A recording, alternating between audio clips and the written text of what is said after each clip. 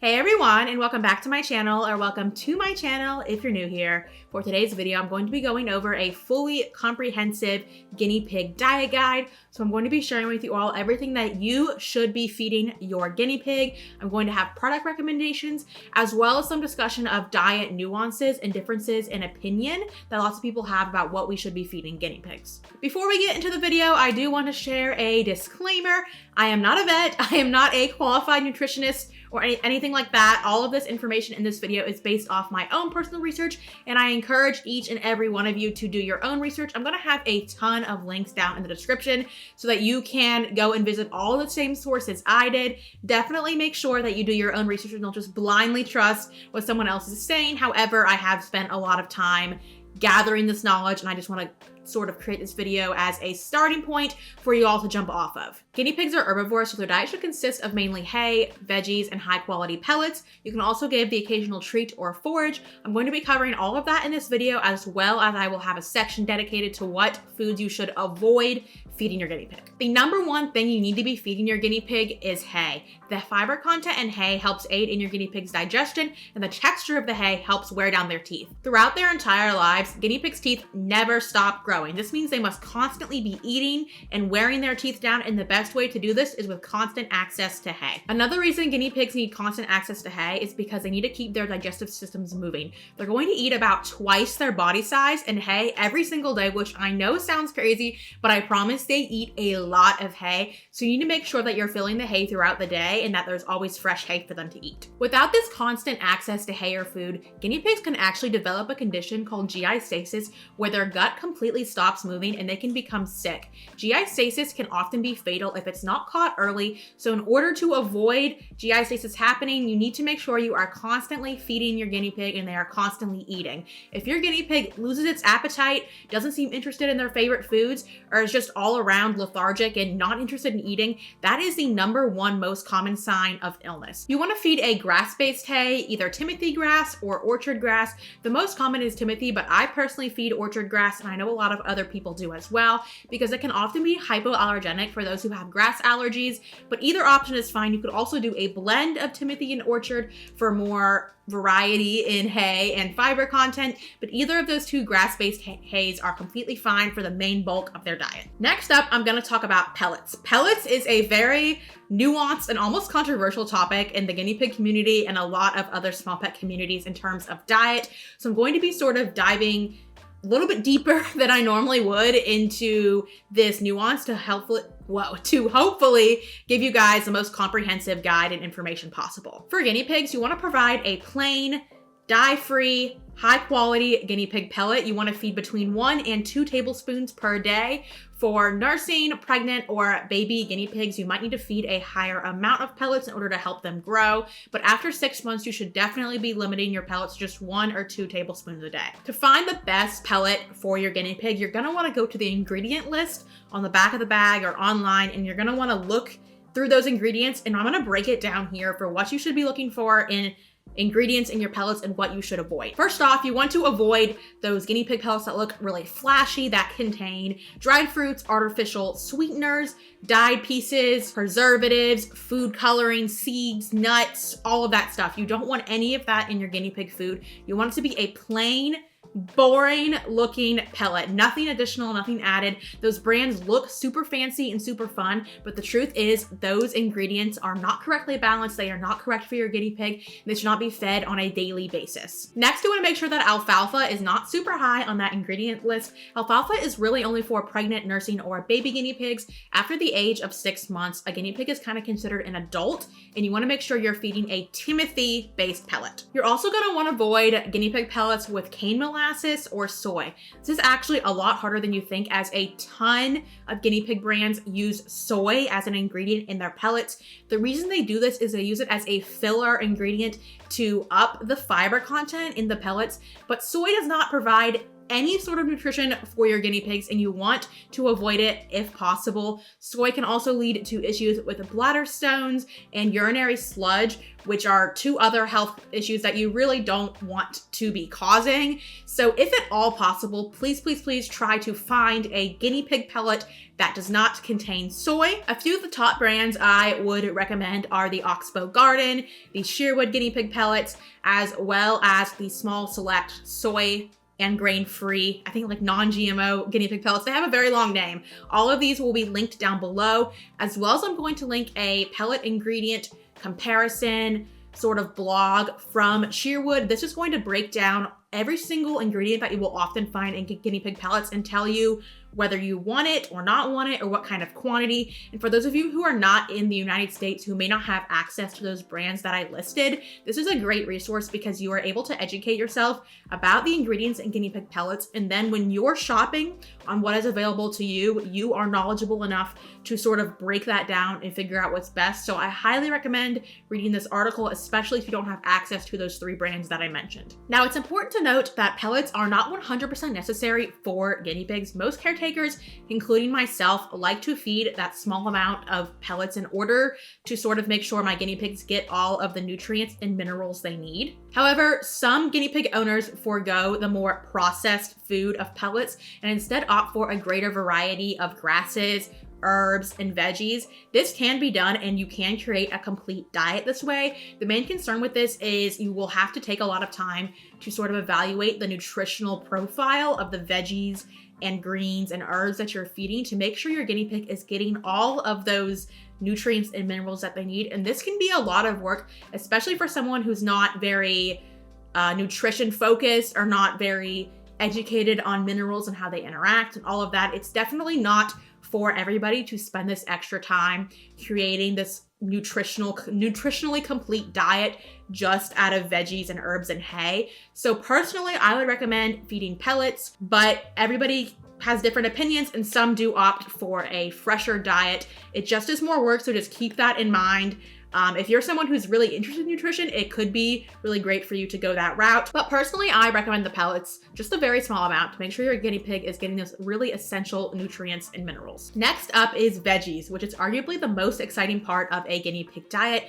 Feeding your guinea pig about 1 cup of fresh vegetables every single day is essential to their health. These veggies are going to provide them with minerals and especially with vitamin C. Now, like people, guinea pigs do not create their own vitamin C, which means they must obtain it through their diet. This is why it is so important to feed fresh vegetables to your guinea pig every single day. Without adequate vitamin C, guinea pigs can become sick and develop scurvy, which is just not good all around. Just like how people can develop scurvy if they don't eat enough fresh food, it is the same case for guinea pigs. Now, there is a wide variety of veggies you can feed. Like literally the list is so long, and I'm gonna have a list linked down in the description from Guinea Links that's gonna cover all the types of veggies you can feed, how often, all their different nutrient contents, all of that. But I'm just gonna list off some of my personal favorite veggies. So I like to feed stuff like parsley, romaine lettuce, green and red bell peppers, other colors of sweet bell peppers, cilantro, endive, arugula, dill, mint, thyme, and other kinds. Like literally just whatever my store has that is guinea pig safe, that is what I buy. The ultimate goal here with the veggies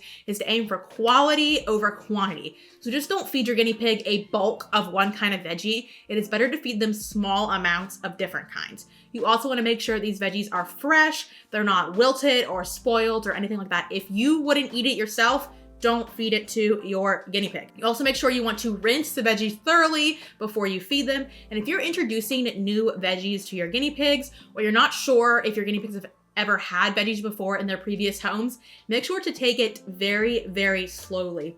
As mentioned earlier, guinea pigs have very sensitive digestive systems. So when you're giving them new foods, it is best to go slowly and give them little parts at a time of new vegetables. And once they're used to it, you can start introducing a greater variety into their diet. Now, I'm gonna get into a more nuanced topic here. A lot of guinea pig owners are afraid to feed their guinea pigs calcium or higher calcium veggies because they believe that it's going to cause bladder stones or urinary sludge or just general issues in that area. And that is not true. I'm saying it here, I'm saying it now. That is not true. There is no scientific backing for the no/low calcium diet that many people popularized for guinea pigs. I'm gonna link multiple articles and resources in the description about that. But that is not how the bladder stones and the sludge work. Calcium does not directly lead to the formation of that. The key to avoiding issues like this is not avoiding calcium, but actually feeding your guinea pigs a balanced diet. So think variety, feed variety. Don't avoid certain vegetables because they have calcium. Calcium is important, it is needed. Obviously, don't overfeed it, but don't avoid it either. If you're a more advanced owner, like I mentioned earlier, and you're really into the nutrition, something you could take into account is the calcium to phosphate ratio that you feed your guinea pigs. So there should always be slightly more calcium than phosphate in your guinea pig's diet. The ratio you want is about 1.3 to 1.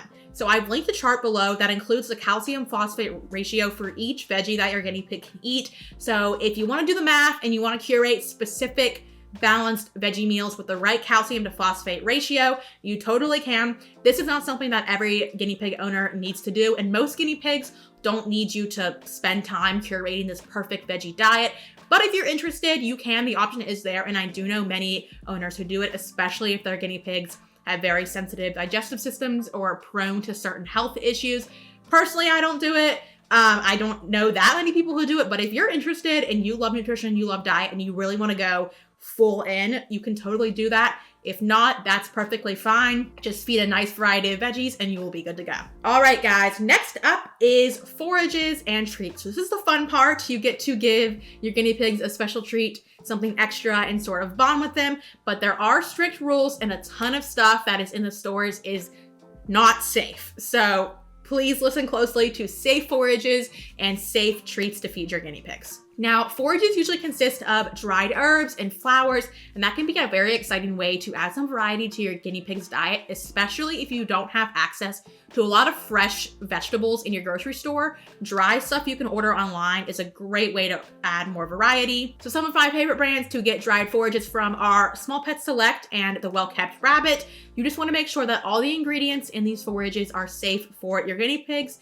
Feed sparingly and introduce slowly. Now, while guinea pigs love fruit and fruits are a very tasty treat, you need to feed this sparingly. Fruit is higher in sugar, so you want to feed stuff like strawberries, apples, bananas, blueberries in very small bits and only maybe 2 times a week. You really don't want to feed it that often because it is high in sugar. And if you feed dehydrated fruits, keep in mind the fruit was bigger before they dehydrated it. So when it got smaller, its sugar content increased per size. So just keep that in mind when you feed dried fruit, because I know a lot of people think, oh, it's so small, just a little bit of dried fruit, but think about how big it was originally. Don't overdo it with the fruit. It can be a great way to bond with your guinea pig, but you don't want to overdo it and give them too much sugar. Now, unfortunately, there aren't really a lot of store brand treats in the pet store that are safe for your guinea pigs. A common brand is Oxbow, but even then, a lot of their treats actually include cane molasses. Even their nutritional supplements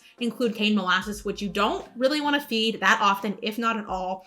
So if you decide to feed these, feed them sparingly or feed them not at all. I would not feed these often because of that cane molasses. My go-to treats include pea flakes, dried vegetables, or those hay cubes. If you're shopping for guinea pig treats, I really do recommend stuff like Small Pet Select or looking at other small businesses and just making sure that you're not feeding any of these ingredients that I'm about to list. These are the ingredients you need to avoid, guys, all right? Do not feed this stuff. I'm just gonna list them off, explain why. When you're shopping for treats, when you're shopping for extras, do not feed this stuff. Do not feed treats with yogurt, seeds, nuts. Don't feed any dairy or meat products. Guinea pigs are herbivores. They don't need dairy or meat. Don't feed them dairy or meat. That's not what they eat. Don't feed them like sunflower seeds, which are a choking hazard. Do not feed them rabbit pellets. Rabbit pellets are a completely different formula. They're formulated for rabbits, not for guinea pigs. Even though their diets are similar, do not feed your guinea pig rabbit pellets. Don't feed them food meant for other kinds of animals. Just please feed them guinea pig food. Also avoid mineral wheels. These are like those little salt licks and whatever that people will put on the side of the cage. They don't need that. Don't give them that. It's unnecessary. Also, don't feed them vitamin C drops. These are marketed so heavily in the pet stores. because as I mentioned, guinea pigs need vitamin C, but they don't need it in a drop in their water. It could change the flavor of the water. It could go bad easily. There's just all sorts of issues with vitamin C drops. So do not give those. Feed your vitamin C through the fresh vegetables, or if your guinea pig is not eating their veggies or needs additional vitamin C for whatever reason, you could feed Child's Life Vitamin C. This is a pure vitamin C liquid supplement available at like kind of Walgreens and CVS and stuff like that in the US. And this is what you need to do if you have to feed additional vitamin C, which usually you do not. Usually just the fresh veggies is enough, but do not feed the vitamin C drops, please, I'm begging. And also don't feed iceberg lettuce. It's just unnecessary, like it provides no nutritional content. There's no reason, just don't feed iceberg lettuce. It's pointless. It's pointless. Do not feed iceberg lettuce. And then also, these are a few vegetables that you want to feed sparingly, or honestly not at all. Cabbage, collards, bok choy, broccoli, that kind of stuff that can cause like gas in your pet.